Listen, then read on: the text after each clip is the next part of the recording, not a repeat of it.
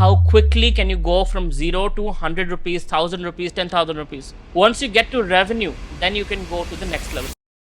So an investor is looking for the Jugaru mindset, right? As an entrepreneur, are you able to take something complex, simplify it, start with as close to zero money as possible, grow with customers' feedback, and then slowly scale it up with investors' money, right? When you need to scale up, that's where investors want to pay attention. To start with the problem, like I said, you should start with the dire enough problem. Every startup that is here should have a problematic problem that you can show so many millions of people are facing this problem and they're willing to pay to solve it.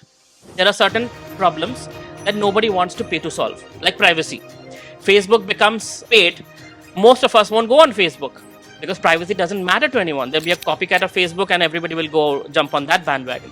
But there are things like cancer cure drug, right? To live, one will spend money for the medicine that they need to live even a year longer, even a month longer, even a day longer. People are willing to spend all the money they have. So a problem is where you start with.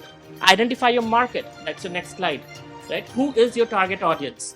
A lot of times startups like to say, anybody with internet connection and who has a credit card is my customer. Not true, right? There is B2B, there's B2C, there's B2G, right? Business to government, business to business, business to consumer.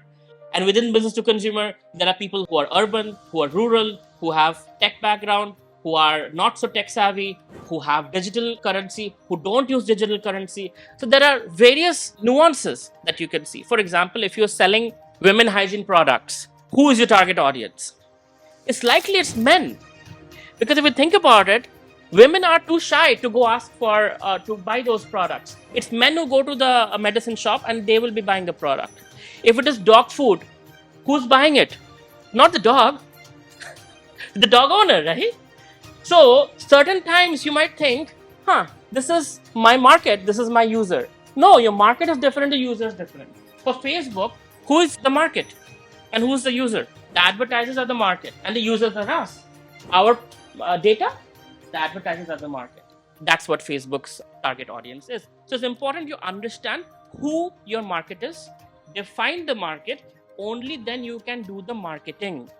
If you don't know your market, you can't market to them.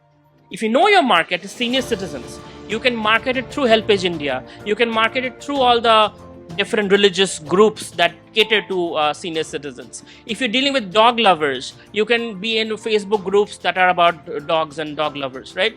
So depending on the market, you can do the marketing. And only when you can do the marketing, then you can make revenue. So from day one, even before building the product, you need to think about how you're going to sell the product. Who are you going to sell it to? How much price are you going to sell it for? And based on that, you build the product with that understanding. If I'm going to sell it for 100 rupees, you have to have that level of industrial design and packaging and everything. If you're going to sell it for 1 lakh rupees, that level of industrial design and packaging and whatnot, right? So you have to understand who the market is and think about the marketing and then build the product with that understanding.